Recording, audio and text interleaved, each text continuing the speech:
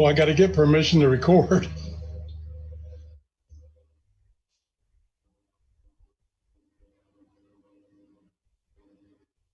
Sure.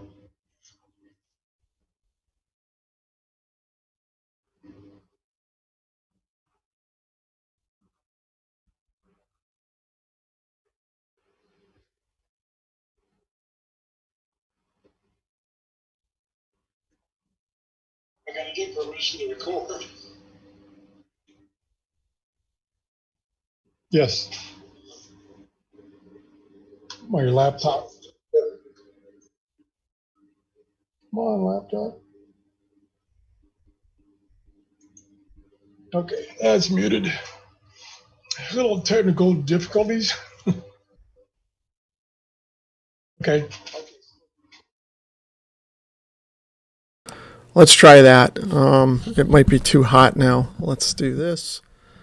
Okay. Is the audio working now? I think it should be. Of course, there's a 30-second delay or so, but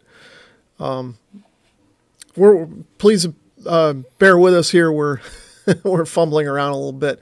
I haven't really used it in this fashion before, but we're just trying to work out some bugs here. But I'll start over again. Good morning, everyone. Thanks for stopping into our stream today.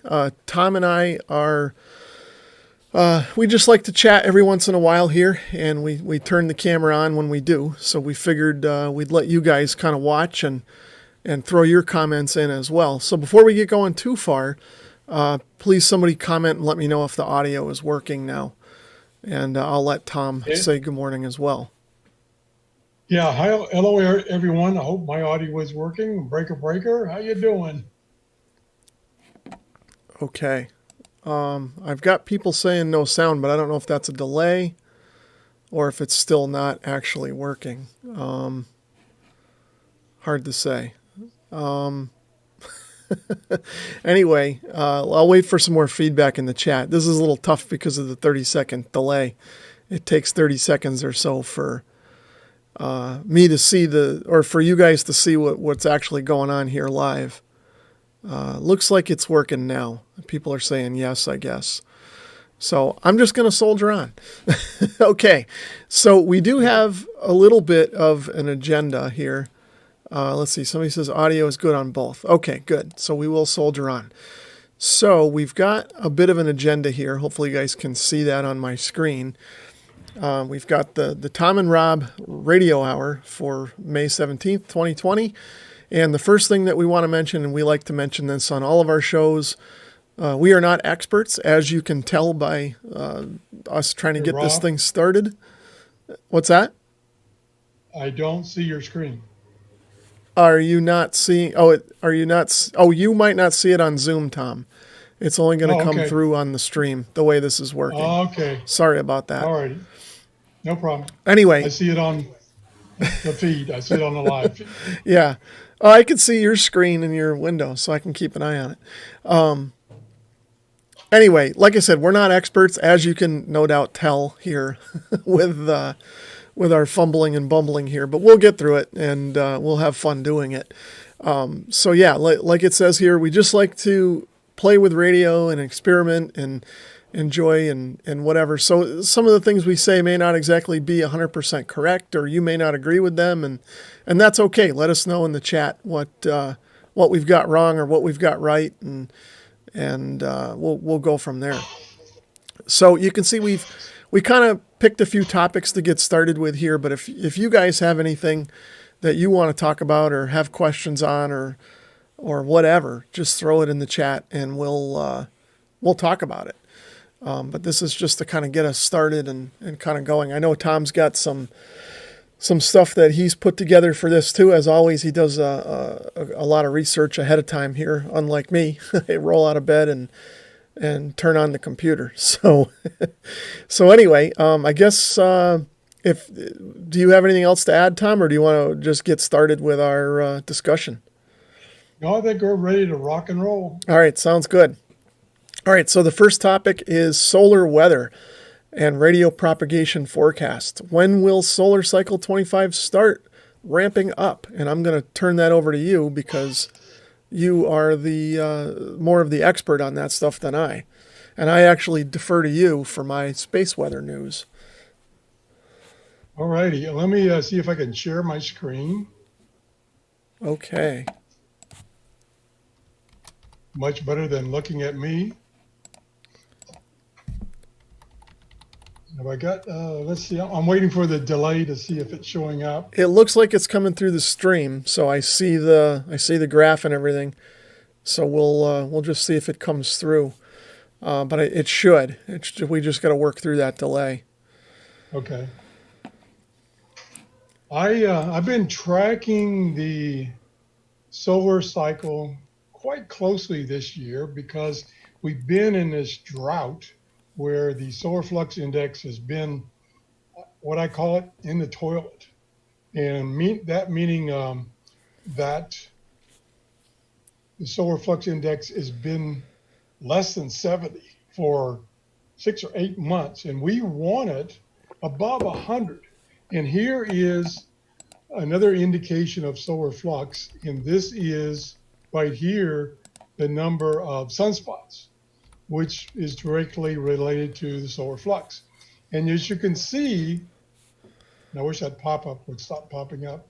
What you can see is starting in 2010, the number of sunspots was increasing every month, meaning also that typically the solar flux would increase every month, meaning HF radio propagation would improve. And it did. And a matter of fact, I started doing my YouTube channel about 2013 because radio propagation for HF was great. It was fantastic. And you could get stations all over the world almost any time of the day. Well, after like 2014, the number of sunspots started decreasing and decreasing and decreasing until like 2018, there was like only 1 or 2, if any. And in 2019, most of the year, there were no sunspots. Therefore, the solar flux was down less than 70. Propagation was not that good based on that one characteristic. Now, propagation has many other things that affect it, but that's one of the main ones.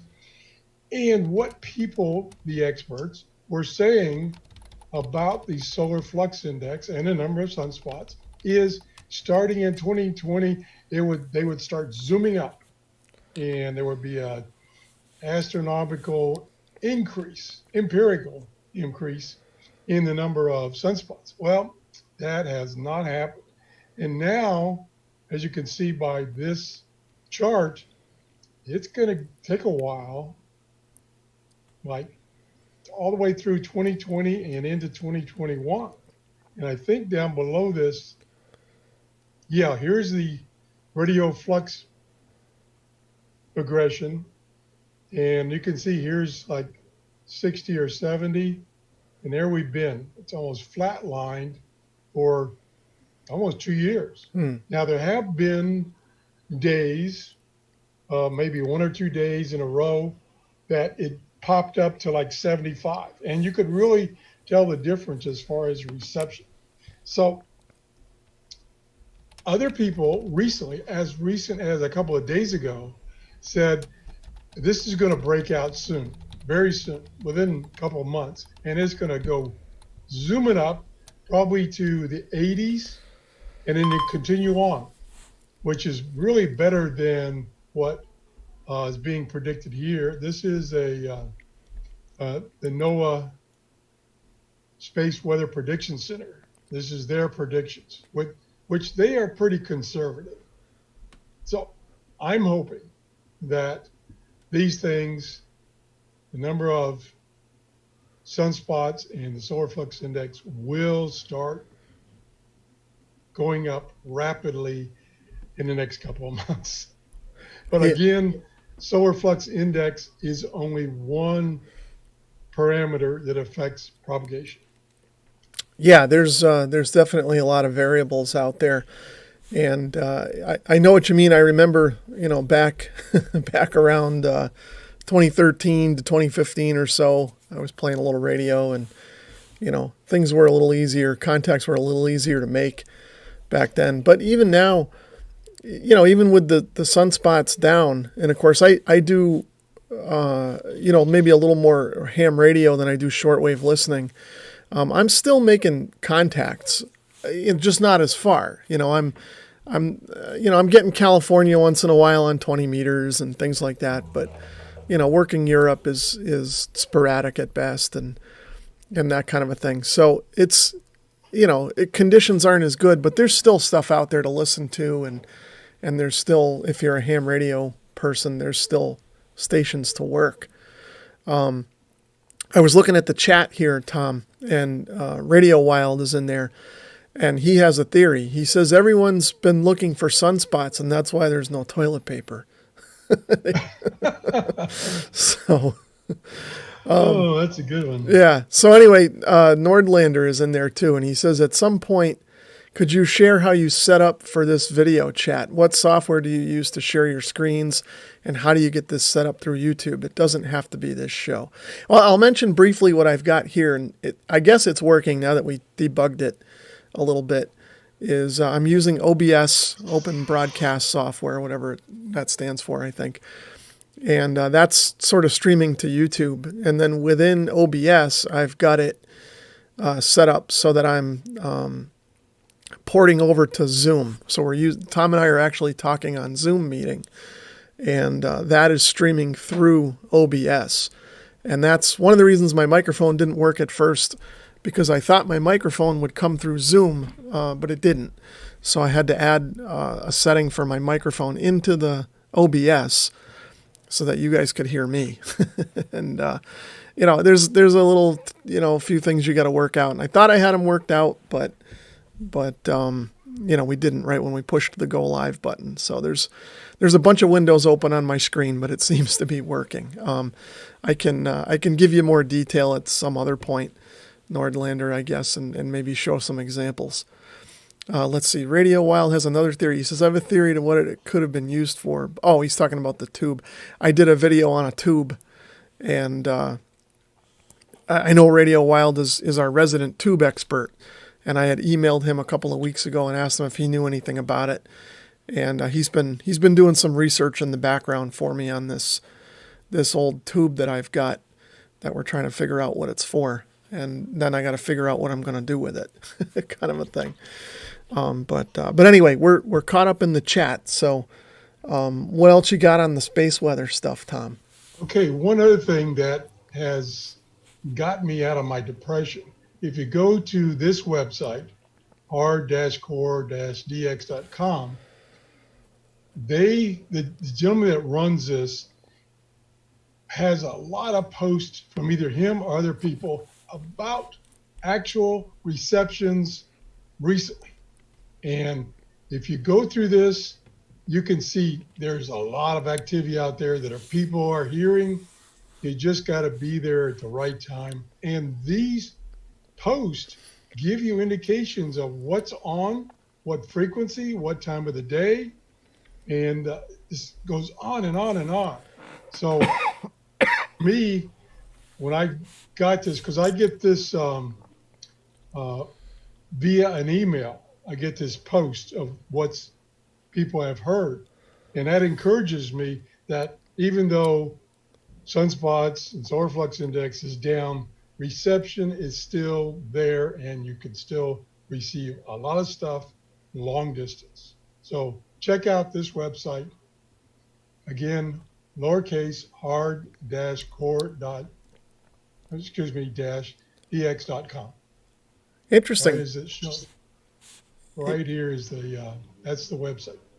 Okay. Yeah, I'd never heard of that website before. Is it, does it just have propagation reports, or are there anything else in there? No, this mainly is reports about reception. Oh, that's what I meant. So yeah. So what is it? It's more of a mailing list than it is. Well, it's both. You can use the website to go online and read the reports, or up here, you can subscribe to the mailing list, and then these reports are sent to you. and you get about 2 or 3 a day Oh, okay. from different people that are on this website. Okay. And is this mostly like shortwave reception, or are they doing? Yes. Okay. Yes. Okay. That's a good one to bookmark. Okay. So we're still caught up in the chat. So anything else on the space propagation, space weather stuff? You got anything else, Tom, for that, or are we? I don't have anything else. Okay. I was seeing if there were any more questions. Okay. So I guess we'll move on. So I'll put the itinerary back up. And of course, that'll take a few seconds to catch up in the stream. But so topic 2 is something that Tom and I have talked about before. But I think this is a good topic. I think you could probably spend days talking about this one. So is it SDR versus analog radio? We've covered this one before, but it's a popular topic. So let's dig in a little deeper. And like I said, we could probably go on for days, and it's almost a Ford versus Chevy type discussion in a way, but maybe not. I don't know. So go ahead, Tom. What do you think? What are your thoughts on SDR versus traditional radio? Well, as I've been saying on my shows, maybe I've gone to the dark side because I have switched over to SDR. I mean, I have 50 or 60 analog type radios, but the graphical representations you get with an SDR and the appropriate software is just, to me, it's mind-boggling.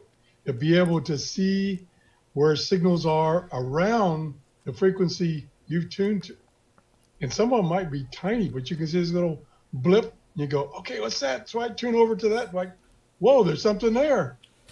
And of course, most of them work throughout the bands from, well, the SDR play ones work from like 1 hertz or 1 kilohertz, I don't remember which it is, to gigahertz. So you can use them for any frequency you want, depending on what antenna you have connected. And then, of course, like for instance, the software for the SDR play, SDR Uno, has 1,000 options you can change. And if you had an equivalent analog radio, desktop radio, you'd have to have 50 or 60 buttons and knobs to do that. I'd love to have that, but not practical. So I still use analog, and especially for portable use. But I definitely converted over to SDRs, good or bad. Yeah, but Tom, real radio's glow in the dark, right? I'm sure Radio Wild's clapping his hands over there now. But I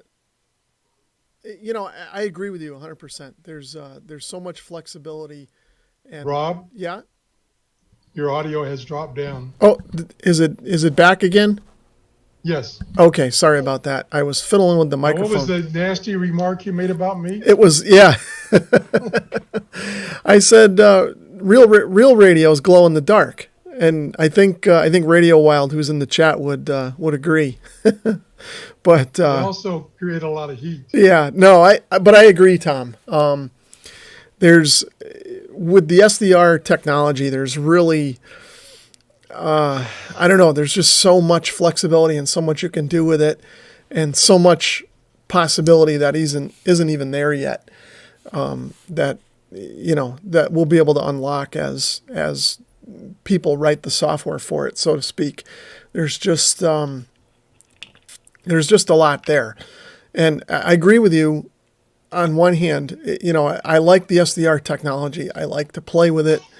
I really like using it. But for me, just the way that I approach radio is a lot of times radio is a passive thing for me in the background. And with an SDR, because it's visual, you have to pay attention to it. Otherwise, you're really not getting the full experience. I mean, you can turn on an SDR and let it play in the background. There's no problem with that. But I'll give you an example. With all this stuff going on, I've been working from home now for 6 or 8 weeks or whatever it's been. And I'm working right here in my Radio Shack. This is my sort of my home office too, if you want to call it that. And I found that I like having the radios on in the background to kind of simulate the noise of my office. I need that noise in background to kind of think, I guess. But when I have an SDR on, my attention is drawn to the waterfall, and wait, I got to tweak this filter, or I got to change this, or wait, there's a signal, I can click on that, like you said, Tom. Whereas if I turn on one of the radios behind me, which you guys can't see because I have a background on, but I can turn on, a scanner or a radio, and it's back there, it's on, it's making noise, and it's there, but I'm not distracted by it. And that's the case kind of even when I'm not working, just if I'm out in the yard or something, I like to put a radio on, whether it be AM radio or a shortwave broadcast or a scanner or something. And it's just there in the background and I don't have to look at it. It's just background noise. So for me, I think I still like analog radio for that. And I also, there's just no substitute for kind of sitting down and tuning a radio and just turning dials and knobs and watching meters and things like that. It's just not quite the same experience as you get with an SDR. Technically speaking, yeah, SDR is superior in almost every way. I mean, there's a few shortcomings, but you can work around most of those in the software. But just for overall experience, I like analog radios. So what are people saying in the chat here? I haven't been looking. Let's see. Nordlander says, as far as space weather goes, I've noticed a net. I go on 20 meters. The net controllers I never hear and cannot reach. All of a sudden I'm hearing them and can talk to them. Sorry, late response. Oh, no worries, Nordlander. So yeah, that's interesting. Things are going to fluctuate with the propagation, but maybe it's starting to turn a corner a little bit. Let's see. Radio Wild says the SDR allows the New England 80-meter AM guys something to complain about when single sideband operators work the AM window. Yeah, but they were doing that back in the 80s when I was a kid growing up listening to them. The swamp bucket guys were getting in their way. So that's nothing new. But it does give them one more thing to complain about, I guess. You're right. Let's see. SDR is a cool way to listen and see radio. Yeah, that's exactly right. Hey, Don is in here. Good morning, Don. How are you doing? Glad you're able to make it today. Are you heading out to do any POTA activations today, Don, or do you have to work? So I guess we're caught up for now, Tom. So anything else on the SDR versus analog? Anybody out in the chat have anything, or do you have anything else, Tom? One other thing is, and this is again me speaking, is that the price difference between an SDR, say SDR Play costs $200-300, all the function it has compared to a table radio, a new one, which is going to cost you $3,000-4,000 to get even close to the capabilities. There's a big price difference. Yeah, that's a good point, Tom, too. You get something like this, the SDR Play, if I can get it to show up, the RSP1. What does this sell for, Tom? Somewhere around $100? Well, the one has been discontinued. It was replaced by the 1A, which had some pretty significant improvements, and it's $109 at Ham Radio Outlet right now, for instance, in the U.S., or you can get it other places, and including from the manufacturer in the U.K. So it's $109, thereabouts. Okay, so yeah, that's what I meant. This is a 1A anyway, but so yeah, the 1A you can get for $110, whatever. and there's so much functionality in that box that, like Tom said, you'd have to spend thousands of dollars to get. You just can't beat the bang for the buck there. Some people complain that the software is a little hard to use for a newer person coming in to SDR if they're not familiar with radio in general or anything like that, because there's a lot of buttons and there's different software options that you can use too. For the SDR plays, there's SDR Uno, that's their package. But if you get a different SDR, there's other software packages, and the software packages are all different. So I think there's a bit of a learning curve, and for some people that throws them off a little bit. But some of these companies like SDR Play, they've been trying to work on that. They have these weekly webinars to help people. They have tons of help on their website and that kind of a thing. And there's a lot of resources here on YouTube. I mean, Tom's made a bunch of SDR videos over the years that are great references for anybody, just getting up to speed with the technology. So yeah, there's a lot of functionality, but it comes with a little bit of a price in terms of learning curve. But dollar-wise, I think you're right, Tom. You really can't beat it. Yes, I agree about the learning curve. And thanks to Rob, I learned how to use the SDR Uno software for the SDR Play SDRs, which is for a new learner or new user of SDRs. That software is quite complicated to get it going. But if you have any questions, just ask Rob. I don't know about that. I've kind of fumbled my way through it and got it working pretty well. But like I said, SDR Play they've been putting on some webinars and things recently, showing some of their advanced features that you can do with it too, which I need to step up and start doing some of that advanced stuff myself just to experience it. So let's see. I'll get caught up on the chat here while I'm thinking about it. Don says he's going out to do Parks on the Air, either now or on a late shift. So that's cool. If you guys don't know Don, W1FYG, he's a fellow Connecticut resident here. I'm also in Connecticut. And he's got a goal of activating every state park or whatever park is listed on the Parks on the Air website for Connecticut. And I think he's over 80% of the way there. He can tell us in the chat where he's at. But he's close. He's going to have every park in Connecticut activated here probably this summer, I would think. So he's really gotten into it. He's a lot of fun to work on the air. So if you're a ham radio operator and in particular you like chasing the parks, then keep an eye on the Parks on the Air website for Don's call, and you can work him. So let's see. He says used in ICOM 7300 versus Flex Radio.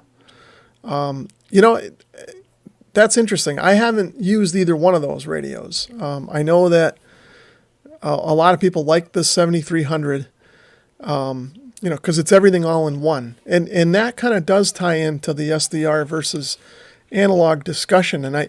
Because I think what it does, the 7300, at least for me, it rolls a lot of the SDR features into a traditional radio. So you don't need a computer to use it, so to speak. You can just drop that box on your table. You've got the waterfall, you've got the pan adapter, you've got a touch screen, you've got all the controls you need. And of course it is a ham radio. It's not a receiver only, but it's affordable. It's usually around $1,000, give or take, usually under now.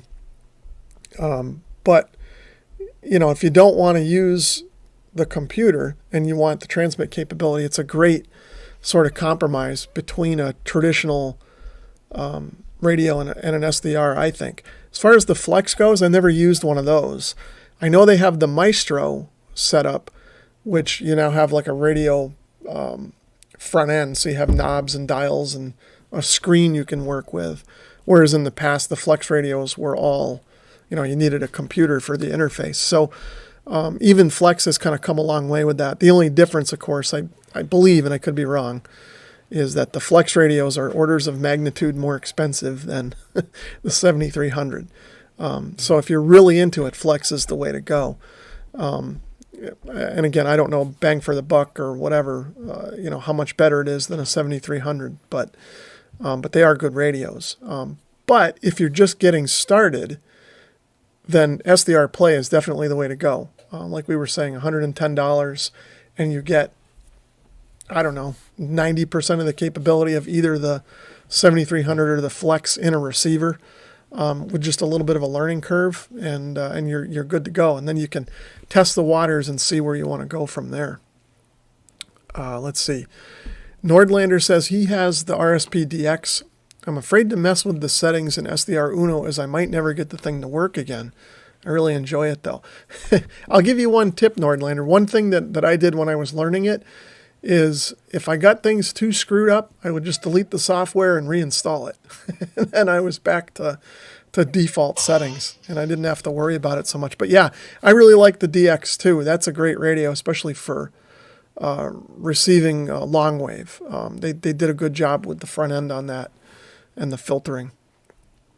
Radio Wild says, one advantage of SDRs is that it can be used in a small space. Great for shortwave ham listeners to use in an apartment or flooding space with gear. That's a good point, Radio Wild. This is the radio. This is all it is. And most people are going to have a computer anyway, that they're going to use. So you just buy that and hook it to your computer and you've got a radio, as opposed to some big console that you may not be able to fit somewhere. So that is an excellent point that I never thought of before. 74 ARB is in there. He says, sorry about being late. No worries. We're just kind of messing around here. So we're glad that you made it. Don't worry, you only missed the cartoon. The movie starts soon. Yeah. And then Don says, thanks for the explanation. Okay, so we're caught up on the chat. Any other thoughts, Tom?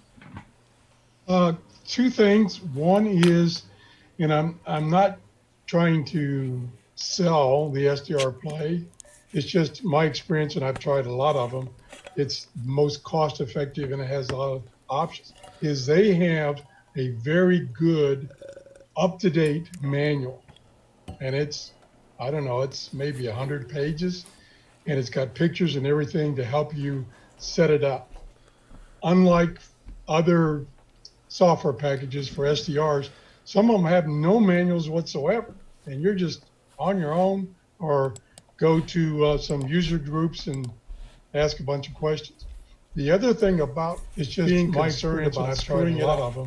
It's what you can do is you can say for instance, you can save your initial, when you start to program for the first time, you can save that setup.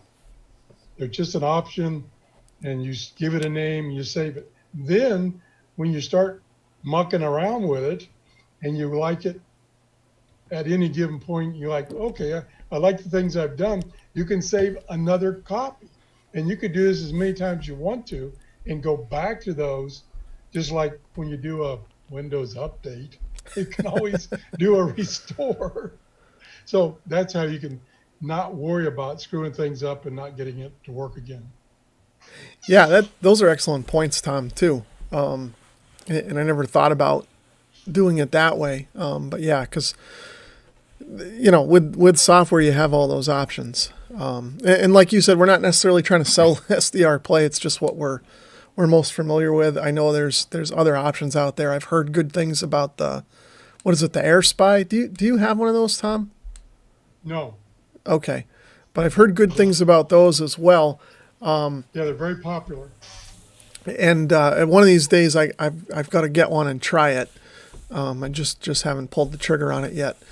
But I think, and then there's a couple of other options out there too that might be a little. Well, there's always the SDR dongles, but those are kind of hit and miss. The ones from eBay or Amazon, but there's other options out there. I just think the SDR Play right now is the best bang for the buck. And like Tom said, they have the most help out there in the form of either user groups, manuals, or just support from the SDR Play team. And if you go to their website, they have a section of information and a listing of videos on YouTube. And Mr. Rob here has got a whole bunch of them that they have on their website, the links to them on their website.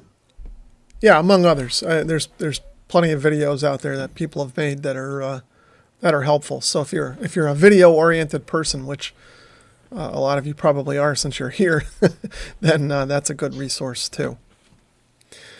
Okay, so SDR versus analog. Any final thoughts on that, or? Nope. Let's see. KK6USY is in there. He says, have either of you tried to fix the latency with SDRs? I don't have too much of an issue with it. I don't see a huge latency.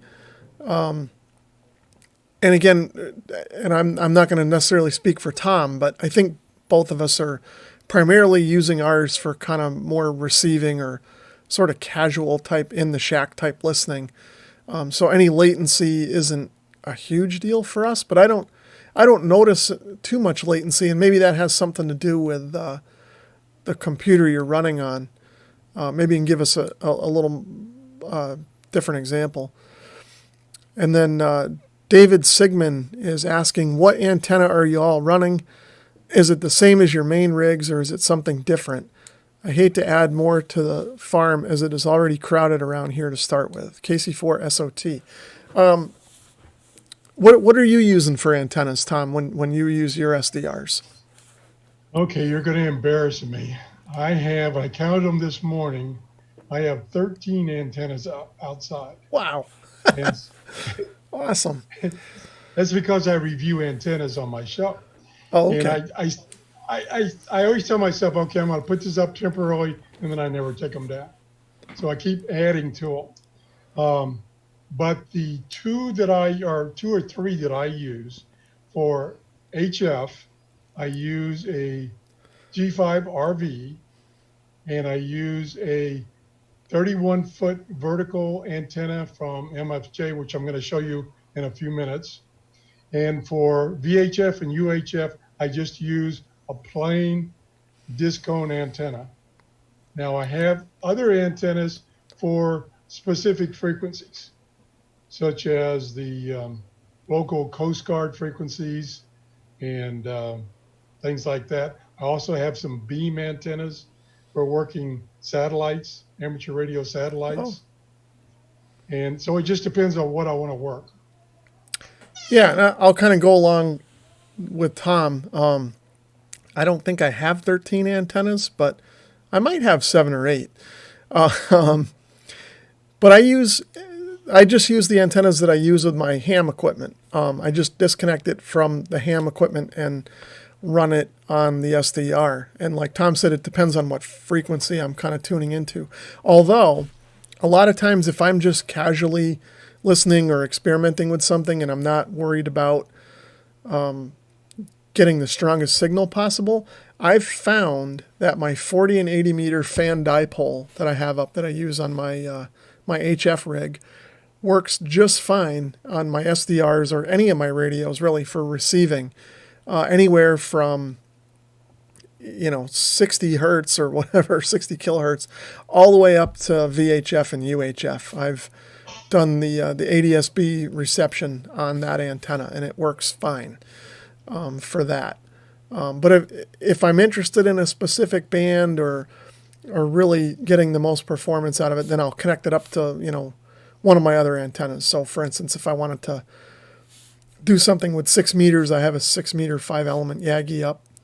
I would hook the SDR to that. The only thing to keep in mind is that you want to make sure that if you've got it connected up to an antenna like that, you don't have a transmitter nearby and you're going to overload the radio. You can damage it. So I'm very careful with that. Some people have antenna switches that you can use. That helps if you want to use the SDR as a pan adapter, which we didn't really even talk about because I don't do that here. I don't know if Tom does, but you can buy that MFJ switch, automatic SDR switch. I forget the model number of it, so that you can protect your SDR if you've got a transmitter in line, that kind of a thing. So there's definitely some options out there.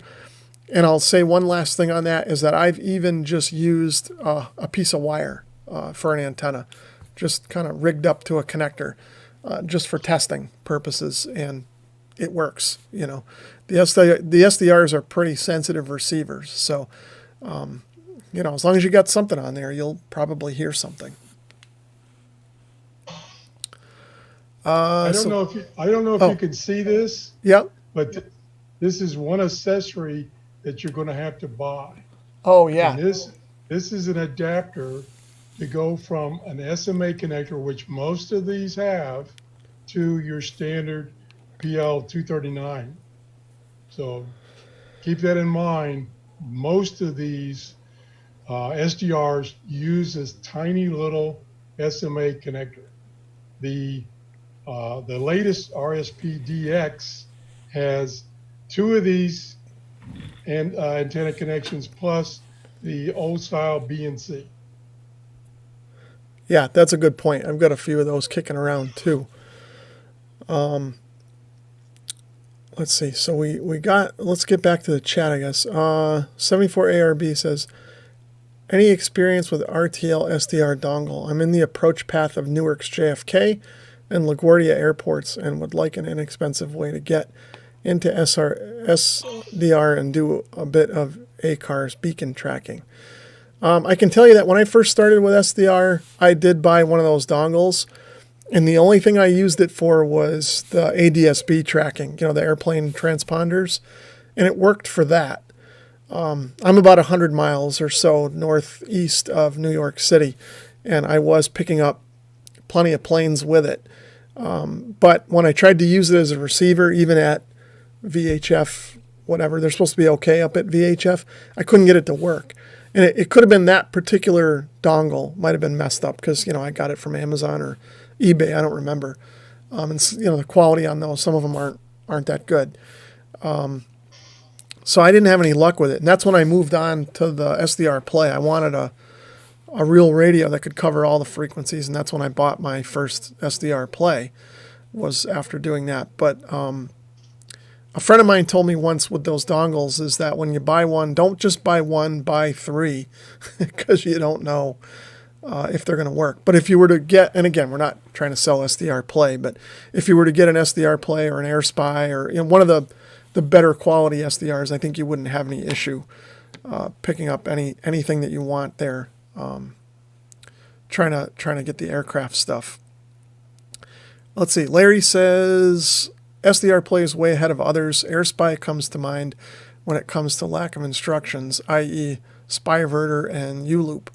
Yeah, I haven't used the AirSpy stuff at all, so I'm not familiar, but I guess we'll take your word on it that they're maybe a little harder to use, or maybe the documentation isn't as good. Let's see. Don says he was thinking of using an antenna switch. I've been thinking about that too. I got to get one of those MFJ switches one of these days. David says, I'm close to that number. QRZ page shows most of them. So basically a wire works. Well, oh, you must have that many antennas. Okay. A wire works well for SDR. Thanks for the input. Yeah, it works well enough. I've taken my SDR Play with me on vacation and just hooked a wire up to it and was able to get stuff. There's Tom's RTLSDR.com. Now, those are different than what I was talking about. Those are a little better, right, Tom? They're a lot better. Yeah, and those are... I have tried. I like you, started with the $15 one that was originally used to receive TV. Yeah. And I was not impressed.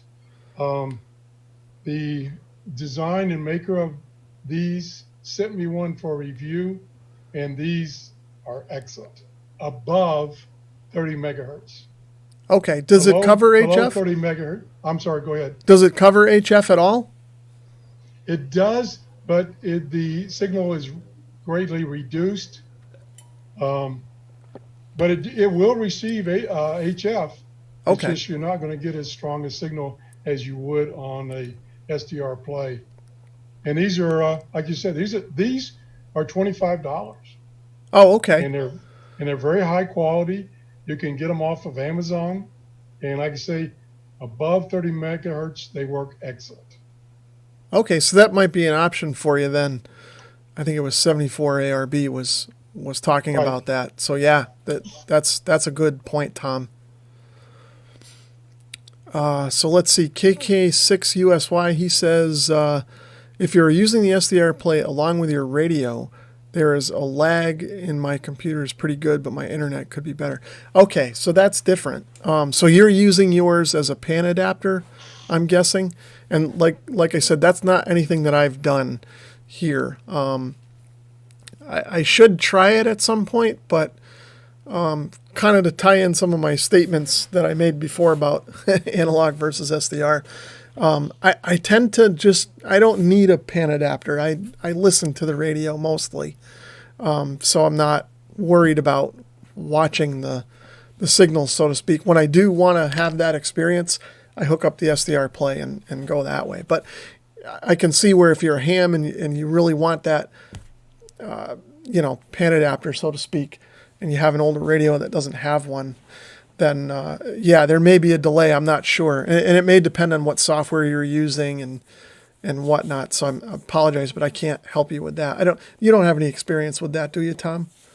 No, I don't. None at all. Okay, that's something I need to try at some point. I have older HF gear. I have an old ICOM 746, and it's not. The only way I can do it with mine would be to use the MFJ SDR switch, and then I'd have to get a cat cable and hook up to my computer and have rig control and all that. And I don't know. I've got a lot of other projects going on, so I haven't bothered with that yet. But yeah, if I didn't realize there would be a lag, but if there is, then that might be another reason to not do it. I don't know. But anyway, sorry I can't answer that question a little more.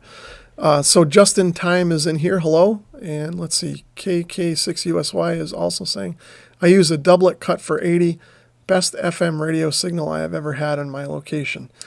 Yeah, and that's, like I said, that's kind of what I get here. I don't have a doublet. I have a regular fan dipole. But boy, does that thing pull in signals on pretty much any frequency. It works just fine, at least for receiving, and for the type of receiving I do. I'm not out there trying to get every last fringe station, so it seems to work okay.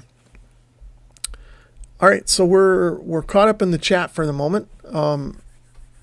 Anything else on this, Tom? Nope, I'm ready to move on. Okay. Let's see. I even forgot what our next topics were.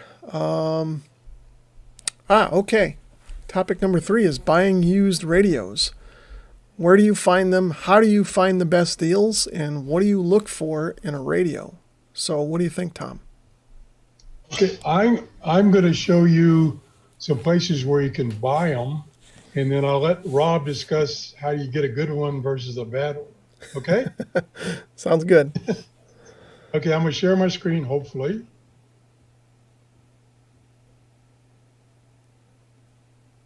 And then I will go to, I got all this other stuff in my way I can't see.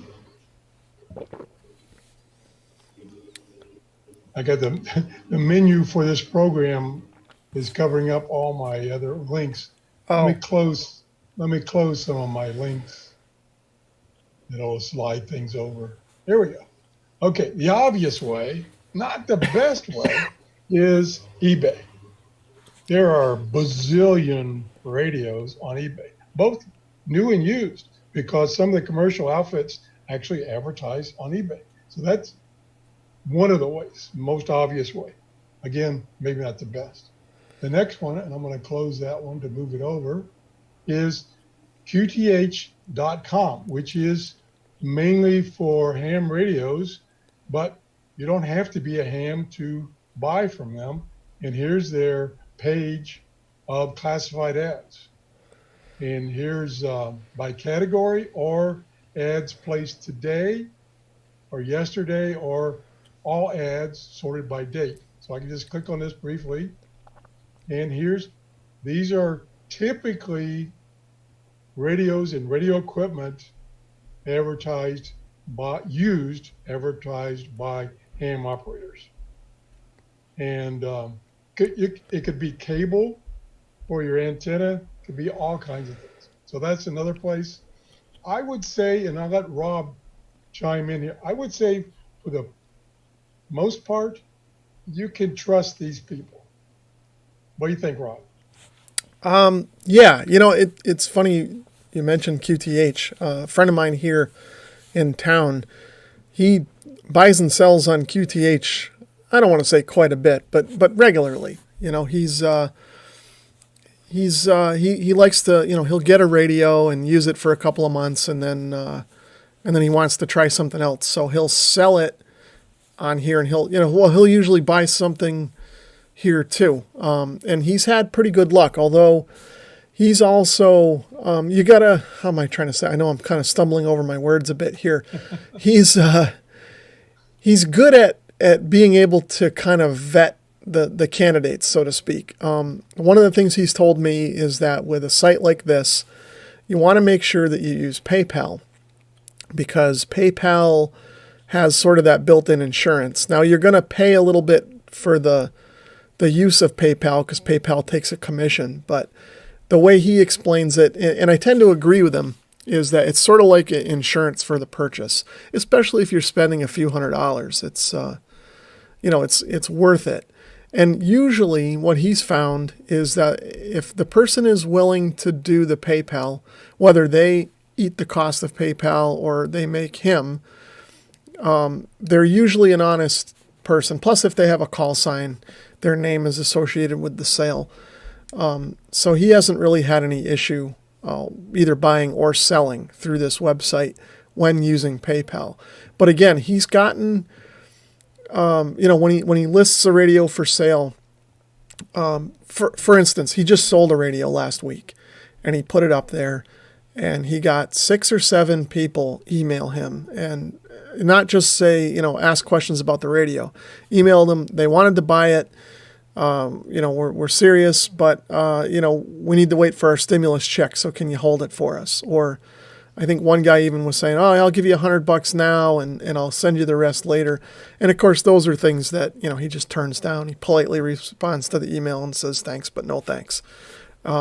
So you got to kind of weed those out. Make sure you use PayPal, and then you're usually good to go. Make sure the person has a call sign, look them up on QRZ, that kind of a thing, and you'll do just fine with a site like this. Whether you're buying ham equipment or, like Tom said, other stuff, receivers, accessories, things like that.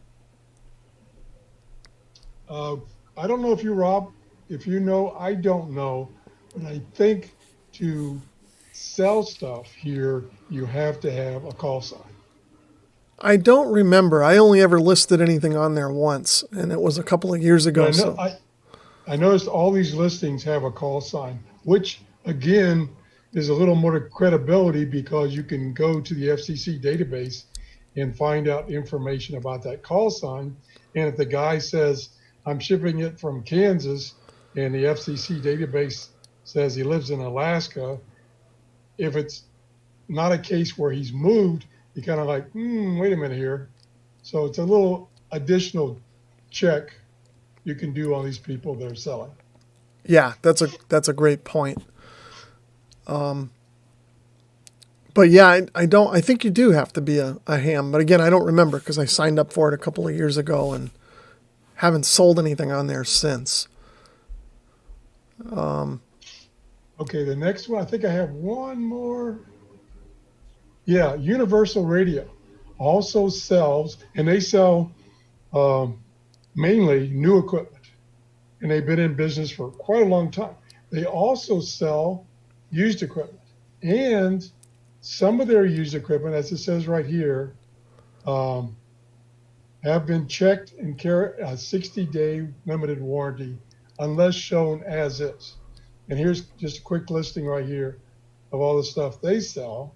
Again, they buy stuff from their customers who are buying like a new radio, and then they sell it on this on their website here, or they may just list it for the person and get a small commission for listing it.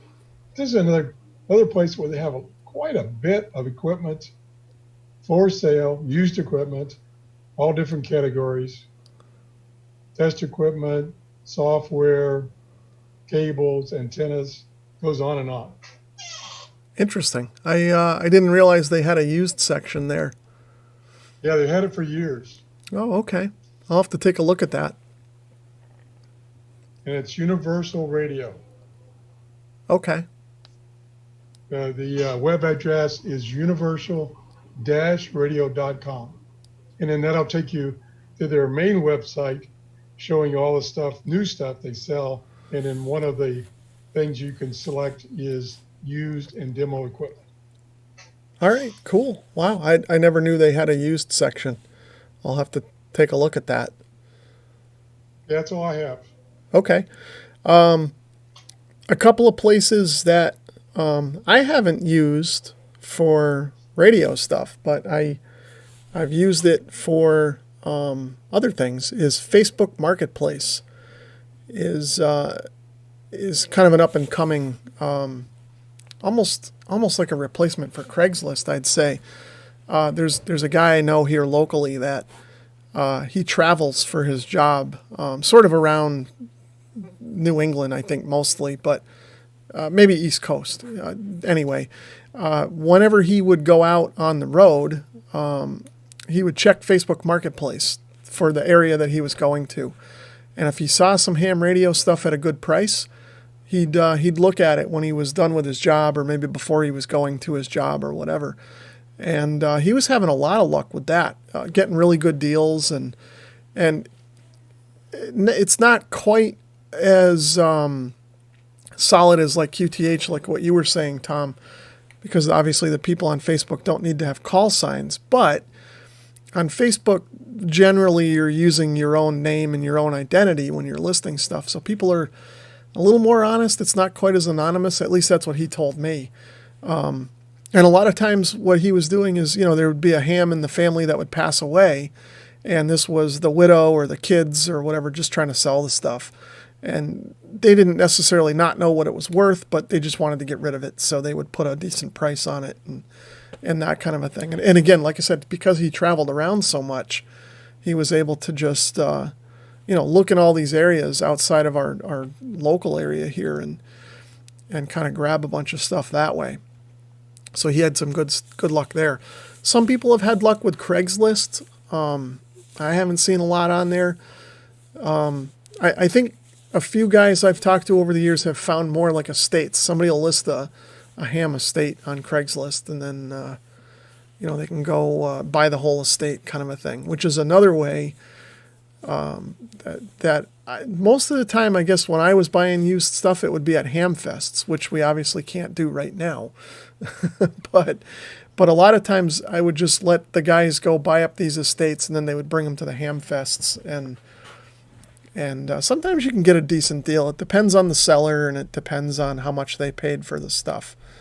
So that's again, those are some main places that I would get stuff. Although, I guess one last place I'll mention is just your average yard sale.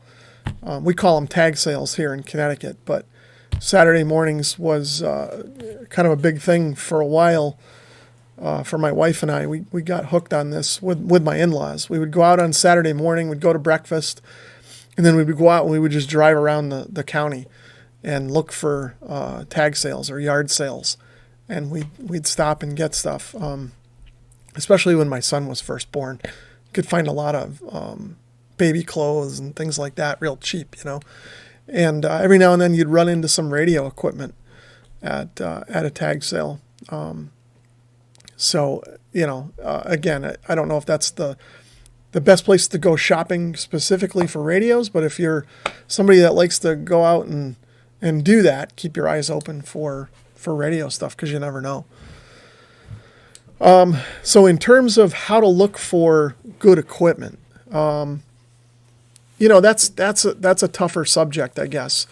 And I didn't put together any nice slides or bullet points like Tom did here. I just kind of wanted to wing it off the cuff and then see what you guys think out there, because everybody's got a little bit of a different experience. But over the internet, it's a little hard to tell. But I guess kind of to tie in what we were talking about, if you go to a quality website like QTH, where everybody is representing themselves as ham radio operators, and you look for the descriptions that are worded with proper grammar and that kind of a thing, and the people that are willing to work with PayPal and that sort of thing, you're probably going to be okay.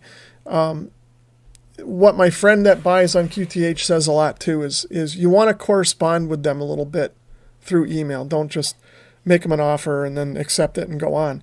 You want to go back and forth, a couple times with them through the email and just read through the email and kind of read between the lines.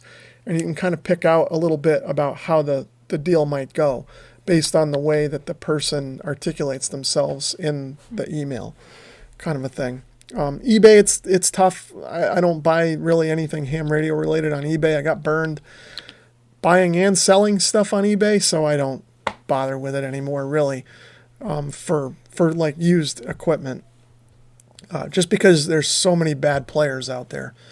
But if you're out in person, like at a ham fest or something, and you can touch and feel the radio, I mean, obviously what you want to look for is cosmetically, is the radio clean? If the person selling it doesn't mind you playing with it, turn the controls, push the buttons, make sure they don't stick, that kind of a thing. Make sure everything is working. But even sometimes cosmetics aren't the whole story. I bought a meter one time, an SWR meter. I needed one, and the guy selling it looked like a reasonable guy. It was at a local ham fest. I'm fairly certain he was a ham. He had a lot of ham equipment he was selling. The meter itself was cosmetically perfect. It came with the original box. I took it out of the box. I looked at it. All the controls were great. The guy seemed like he was, a regular seller. His asking price was fair. It wasn't overly low or overly high. We made the deal. I bought the meter, got it home, and it didn't work right. It was really flaky. It would sometimes work, it sometimes wouldn't. So I took it apart, looked inside, and it had gotten hit by lightning. The little circuit board that was inside was burned. So luckily I was able to fix it, and it was kind of almost like a fun little experience. So I guess the point of the story is, though, sometimes you just don't know. And that's one of the risks you take when you buy used equipment. So you want to be prepared for that, either to have a situation like that and either fix the equipment or be able to absorb the cost of maybe having something that doesn't work, or use it for parts or something like that. Now, this was a $50 meter, so it wasn't the end of the world, even if I couldn't get it to work. But, obviously the more you're going to want to spend on a radio, the more time you're going to want to spend vetting it. Especially if you're at a ham fest, make sure it works, that kind of a thing.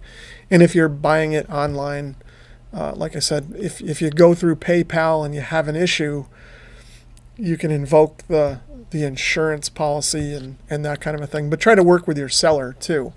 If you get something that doesn't work or doesn't work like you should, then try and work with the seller first and see what's going on, that kind of a thing. But you can't always know, and so you got to be prepared to get something that isn't going to work. A lot of times when I try and buy used equipment, I try and of course most people are going to do this, try and get the best deal that you can, so that if you do have to cut your losses, maybe you can sell it honestly and say, well, this radio doesn't work, and maybe you're only out $50 or $100 or something, whatever. But that kind of a thing. Now, what was interesting about the story I just told about the meter that I bought, I took the meter home, I fixed it, I made a video about it. It's on my channel, and it still works. It's over here on the shelf.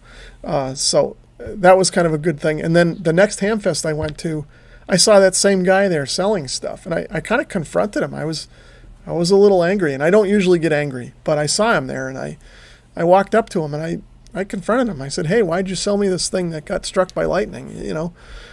He supposedly said he didn't know. And he told me that he gave me his name, and if you want, send it to me or see me at the next Ham Fest, and I'll give you your money back, that kind of a thing. So, whatever. We worked it out. I told him I wasn't upset after I talked to him and that kind of a thing. But just be prepared for that if you're going to buy used stuff, because the cosmetics and the operation of the knobs and things don't always tell the whole story. So what do you think, Tom? Any thoughts on that, or? Yeah, I got a couple of comments. There are also key phrases to look for. I check eBay every morning for radios that I could buy and do a show. And I spent about an hour on it. And I look for, in the listing, key phrases. For instance, if they say it works, and that's all they say, it works, that to me is like, okay, I'm a little suspicious of this. So I will send them a message and say, please explain what you mean by it works. And if they respond, okay.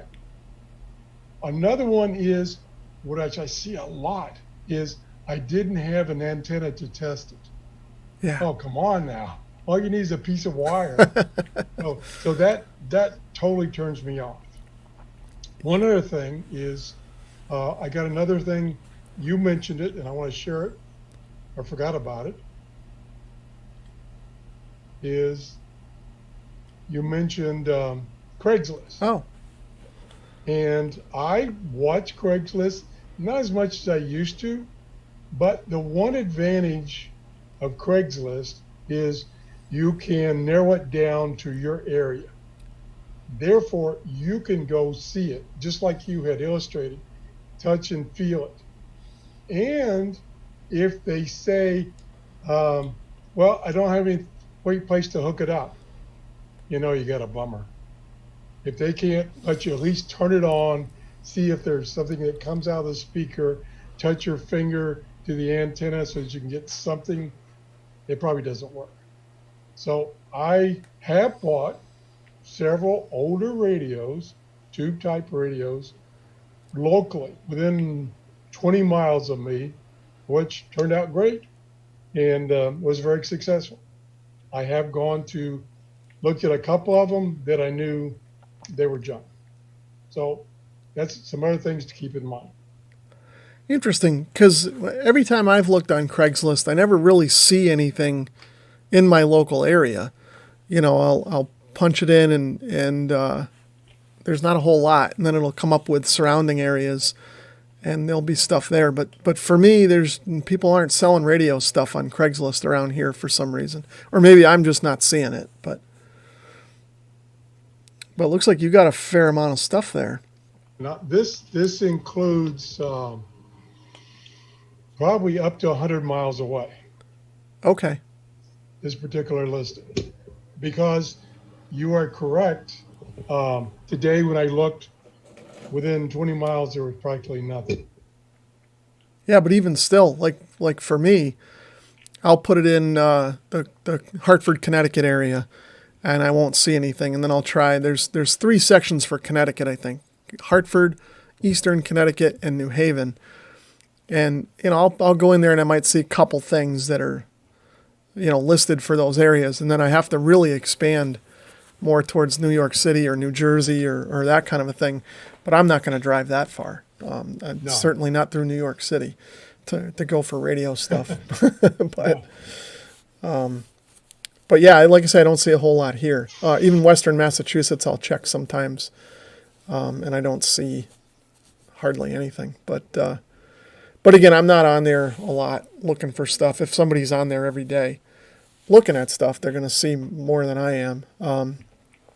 But even my buddies that buy and sell here, like I said, they have better luck with QTH or Facebook, actually, lately. So let me see. Let's check the chat. I haven't looked in there in a while. Let's see. KB1WQK. Good morning. Nice discussion. That is my sister. So she's joined us in here. How's everything going with the motorcycle? Is Dwayne sore this morning? let's see. Radio Wild says, I have good luck with Facebook Marketplace. Yeah, I haven't really used it so much. I saw advertised in there a motorcycle that I ended up buying, but the motorcycle was at a dealership. The dealership was using Facebook Marketplace for just another advertising outlet. And then I looked at an SUV a couple of months ago before all this pandemic stuff started, and the guy was advertising it on there. I went and looked at it. I ended up not buying it because I didn't like the condition it was in, but it was a good experience. The guy was fine, and the SUV was fine. It was just exactly what he advertised it as. I just didn't. I thought it wasn't quite as bad as he said, kind of a thing. So Radio Wild says, works the last time I used it. Has the integrity of a flat tire or a round camshaft. Yeah, I know. And that's a good point, too. Like you said, Tom, one of your keywords, works the last time I used it. If you hear that, chances are something's up with it, kind of a thing. Not always. But yeah, if somebody brings something to a ham fest or lists it online and can't be bothered to at least plug it in before they list it for sale, then I don't know. Maybe they don't really want to sell it, kind of a thing. Or maybe something's wrong with it. Great tips for buying radio stuff. Rob and Tom from KB1WQK. And she also says he's doing okay. Legs a little sore. Yeah, that was fun. My brother-in-law lives next door, and he got an old motorcycle, and this thing is huge. And we pulled it off of his trailer yesterday, and we pulled a few muscles we didn't know we had trying to get it off. But that's good. I got some footage of that. I'll make a video of it here at some point. Okay, so we're all caught up on the chat. Any more stuff we want to talk about as far as used gear goes? Where to find it and how to look for good stuff? No, I don't have anything else. Okay, I'm not seeing anything else in the chat either. So let's see what we got. I think our last topic is coming up. Okay, so our last topic is antennas, buy or build. And we talked a little bit about antennas already, and I forgot this was even on the list. But what do you think, Tom? Buy, build, or what else? It's not really that difficult to build an antenna. As a matter of fact, I think I have. Let's see. Hold on. Stand by.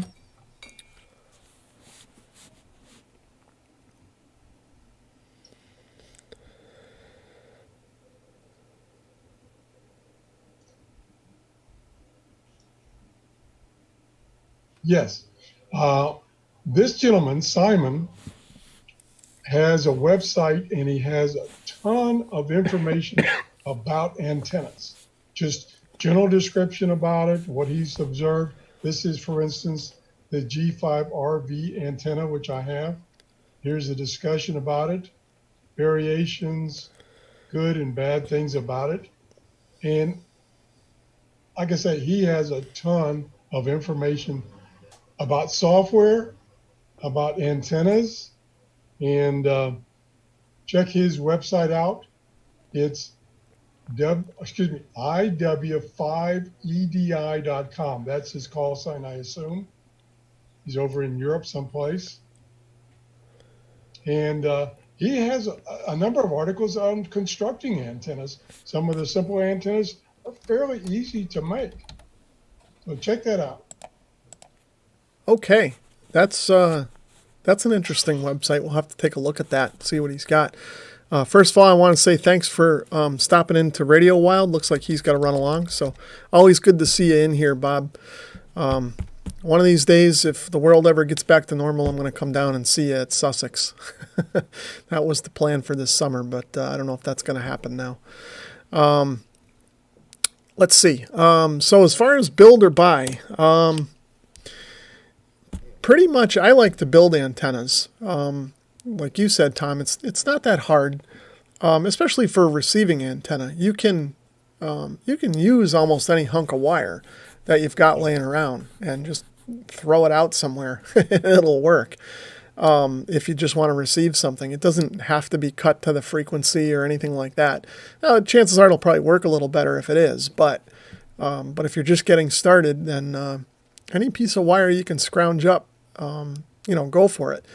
In terms of if you want to get into ham radio and you need a resonant antenna, I kind of could go either way on it. I like to build my HF antennas. I usually use wire because it's cheap, it's readily available, and it allows me to kind of get my hands dirty, so to speak, with ham radio. I mean, back in the day, we all know that you had to build your own radios, and even back in the 70s and 80s, you had a lot of kits and things like that.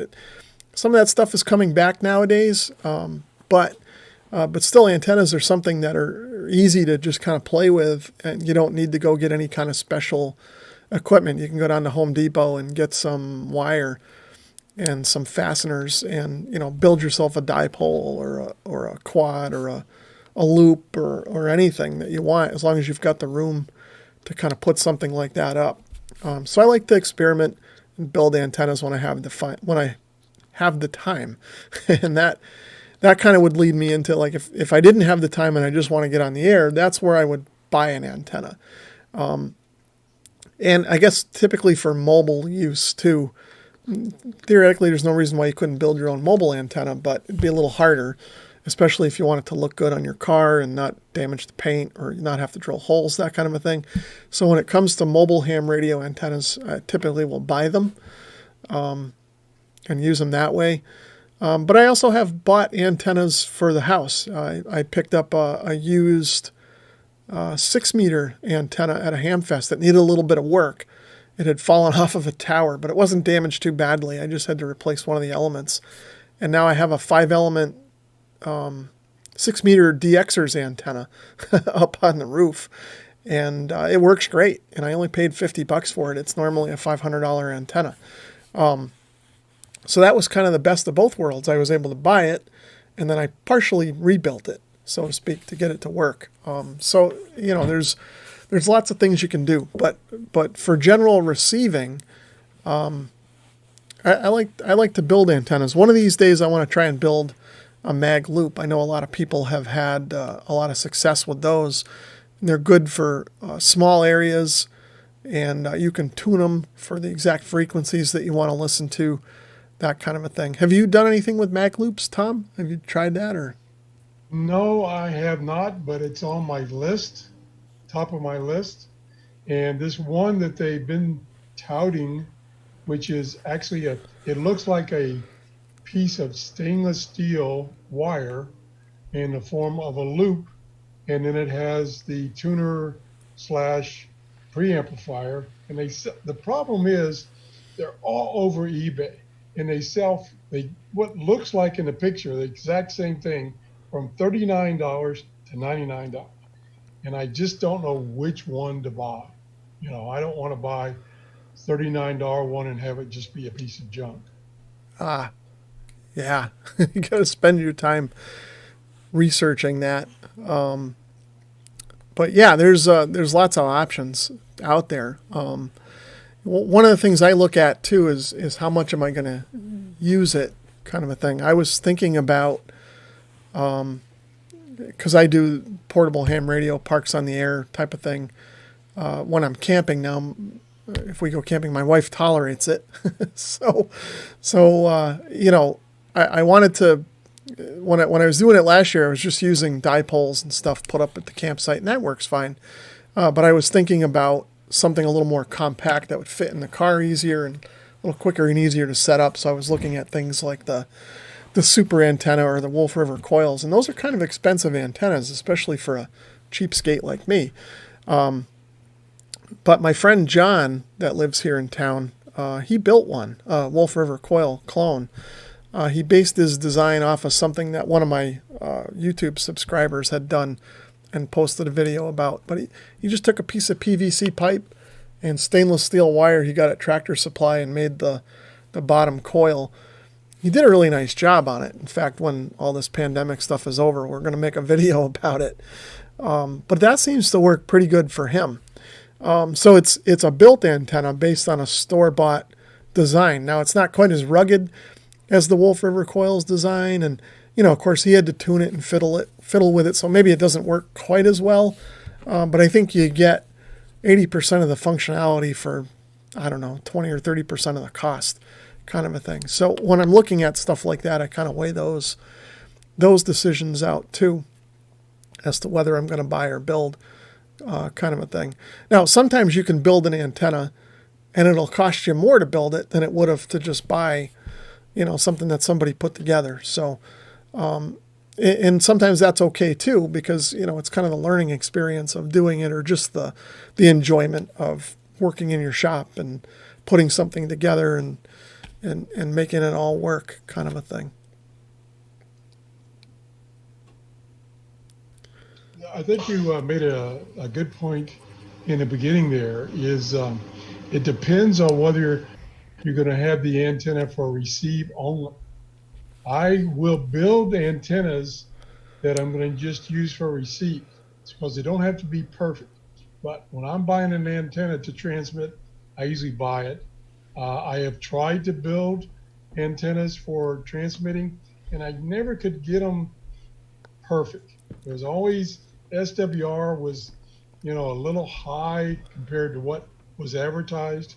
So I typically don't anymore build antennas that I'm going to transmit on. That's a good point too. And I think a lot of people do that too. Is if they're going to hook it up to a transmitter, especially if it's something that they spent a lot of money on, they're going to go for the store-bought one, because they know that they have a better chance of making sure it matches and that kind of a thing. And there's certainly merit to that. But yeah, if you're just receiving, it's not critical, so you can kind of experiment a little bit more. One antenna that I just played with for the first time was a trap dipole. I actually bought an antenna kit, which was kind of interesting. I'd never done that before. So it came with everything you needed to build the antenna, and it had clear instructions on how to build the antenna, just step by step. Cut the wire to these lengths, form the trap coils this way, that kind of a thing. Came with little circuit boards. Nice little kit, very inexpensive. It was only $25.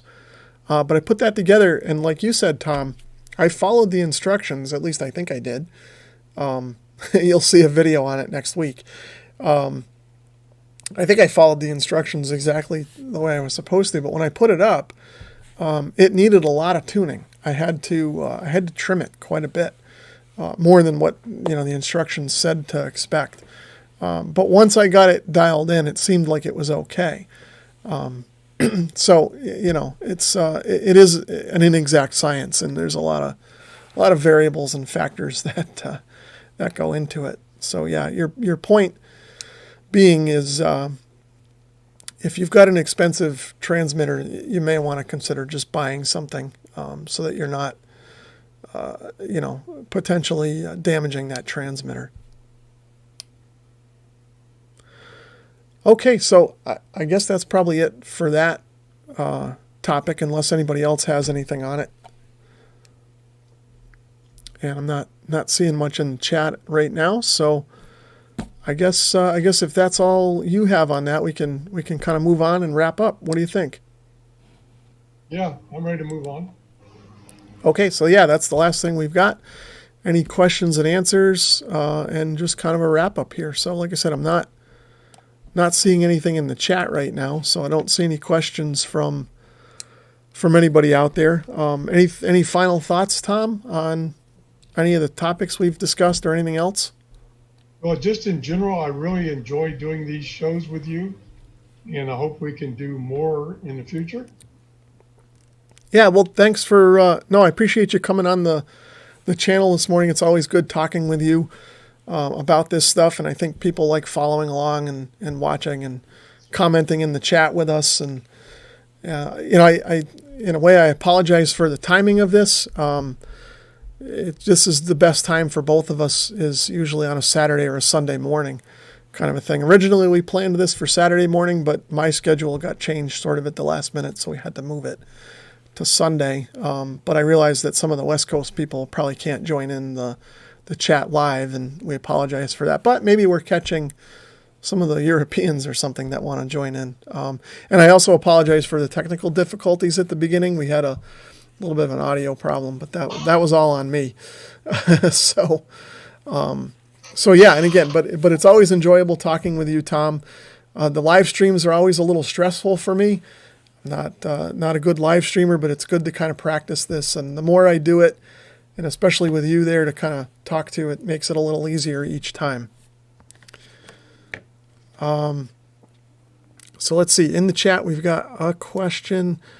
So Mosin says, what is the most complex antenna to build at home? Well, you could probably get as complex as you want. I'm not exactly sure. I know a lot of it would depend on how much area you have to work with. Some people are building, multi-band Yagis and multi-band quad Yagis or Quaggies. So those can get kind of big and unwieldy, especially if it's something that you want to rotate. So I would think something like that would be big or be complex. I've also heard of some hams that have a lot of land building it's like 80-meter Yagis that are rotatable somehow. I don't know how that works, but you can get as crazy as you want. It's whatever your imagination and your engineering skills will allow you to do. The most complicated antenna that I've ever built was, I haven't really built too many real complicated ones, but my 40 and 80 meter fan dipole that I built, the antenna itself wasn't difficult to build, but I had to clear a bunch of trees to get it where I wanted it. So that took a little while more just to clear the trees and plan where I wanted to put it than it did to build the antenna. But there's a lot of plans and resources out there if you want to build one on your own. So you can kind of look those up and kind of plan it all out ahead of time and get the materials and figure out dimensions and things like that. Let's see. Joel says, have a great day. Thanks, you too, Joel. We appreciate you dropping in. But I guess if there's nothing else in the chat, we can kind of wrap it up and call it a morning. What do you think, Tom? Yes. One comment on the last one is my most difficult one was a quad antenna for 6 meters.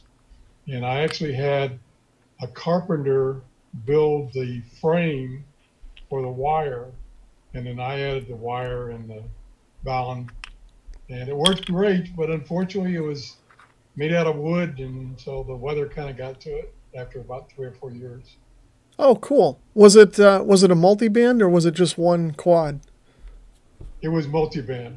Okay, interesting. So it was good from 6 meters to 70 centimeters. Oh, okay. I guess I asked the question. Well, did it have multiple elements or just one loop? It had 4 elements. Okay. And was it just one or was it like a Yagi? It was like a Yagi. Oh wow, yeah, that's with the instead of just having straight elements, they were in the form of a square. Yeah. I built a 6-meter rhombus one time. No, actually, maybe the most complicated antenna that I built was my 6-meter Moxon. Nowhere near as complicated as your quad, Tom, but I made a Moxon out of PVC pipe. And this was back before I was even doing YouTube, and I wish I had made a video on it. But I came up with this really convoluted idea of how I wanted to do it. And I had the PVC pipe set up, and I made these spacers for the inside the PVC pipe. And the wire ran through the inside of the pipe, so it was all protected. I don't know. It was way overcomplicated for what it needed to be. But the antenna worked really well. I lived on a hill 10 years ago, 12 years ago. This is when this was. And I was running 10 watts on 6 meters, and I was working all over the country with it. Unfortunately, when I moved, I took the antenna off the roof of that house, and I dropped it about 3 feet from where I was on the roof. I couldn't quite reach the ground. Dropped it 3 feet, but that PVC had gotten brittle from the sun and it shattered. So yeah, that ended up going to pieces. Let's see. 74 ARB says, the two of you are a wealth of information and cover a wide array of subject matter. Thanks for taking the time out of your schedules to talk with us. Well, thanks. We appreciate you stopping in. I mean, I don't know if we're necessarily a wealth of information, but at least not myself. I know Tom's a good resource, but we just like to talk about this stuff and share our experiences, good, bad, or otherwise. So we thank you for joining in. It's you guys in the chat kind of asking the questions and helping to move things along. That makes it enjoyable too. Everybody is saying thanks. Let's see, 520 Menace. Do you experience much noise issues? Noise? Well, I can tell you a story about noise. When I first moved into this house, I live in the middle of a 500-acre state forest, more or less. There's a few houses around, but they're all scattered around. They're kind of far away. So I thought when I moved here, I would have this super low noise floor. I was really excited about it. I put up my dipole, and the center support for the dipole was on the peak of the house. And I turned on my radio, and I was devastated. I was getting an S9 noise level on every band, HF through 10 meters. I couldn't figure out what it was. I spent a month trying to figure out what was going on. I finally went to the breaker panel. I shut off all the breakers. I ran the radio on a battery. I turned things on one by one. And I figured out that my kitchen appliances were causing all kinds of hash. They just aren't, they've got switch mode power supplies in them or whatever. So I had to move my antennas. They're all away from the house, about 100 feet. I've got to run at least 100 feet of coax out to get to them. And that took care of the noise, just getting it away from the kitchen appliances and the rest of the house. I still get a little bit of noise on the noise floor, depending on what band I'm on, somewhat maybe from the wireless routers and things like that, whatever. But it's a lot more manageable than it was. So noise can be an issue. I want to experiment with a loop antenna at some point. I've heard those are lower noise as well. They tend to reject some of that stuff, but I haven't done it yet. How about you, Tom? Any noise issues where you are? Well, yeah, I could do a whole show on noise. Yeah. Oh, hey, there's Oh, go ahead. My biggest problem is I have, right now in this room, I have 1, 2, 3, 4, 5, 6, 7, 8, 9, 10, 11 computers on. I have a router. I have a switch. I have a couple Alexa devices, and it's just buku noise. Oh, wow. And the best thing to solve that problem is good coax cable. Ah, okay. That's good. What kind of coax do you use? I use RG8. Okay. But just good quality. Yep. Okay, good. Do you have to put any kind of ferrites or any kind of chokes or anything in? I have to do on some of my other equipment, like the AC adapters for laptops. Yeah. Ah, okay. They're very noisy. Okay. Yeah, like I said, my kitchen appliances, there really wasn't much I could do with that, especially my kitchen stove. I got that big fat 220 cord going in, and even with the ferrites, I don't necessarily think that was going to help it, because what it was is the clock and the control head on the oven are just radiating. Whatever. It's radiating through the wires in the stove. I wasn't going to take the stove apart and try and figure that all out, but so I just moved the antennas and that took care of it. So let's see. Norm is in there. Norm is one of the local group now here of hams, and glad to see you in there, Norm, this morning. I know you've had some antenna issues of late. Norm is kind of a new ham, not new to radio really or electronics, but he set up a new station over the winter, and he had a problem where he bought a 2-meter antenna, and it turned out it wasn't a 2-meter antenna.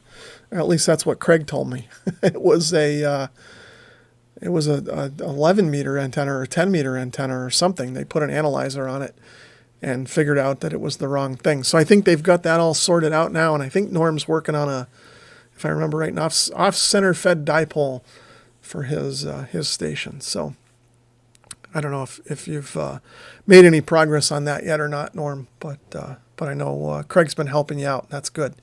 And hopefully when all this gets back to normal, we can do a get-together here, and we can have everybody either at John's place or up at the museum field, and we can do a nice radio day. So like we did last fall.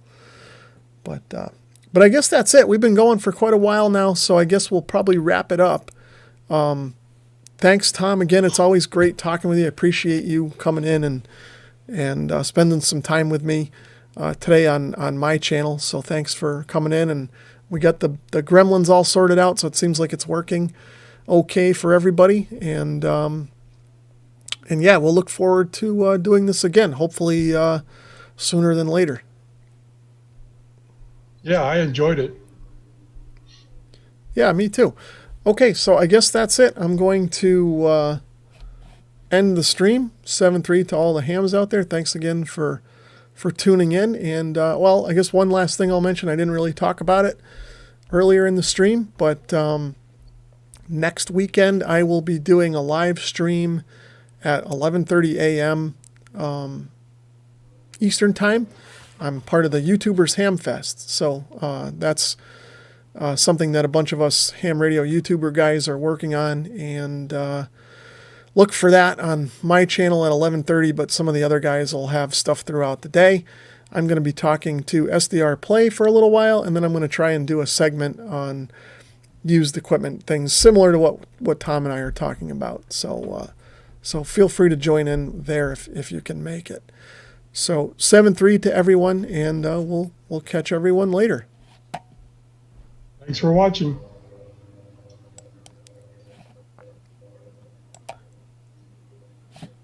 Okay, so we're offline now.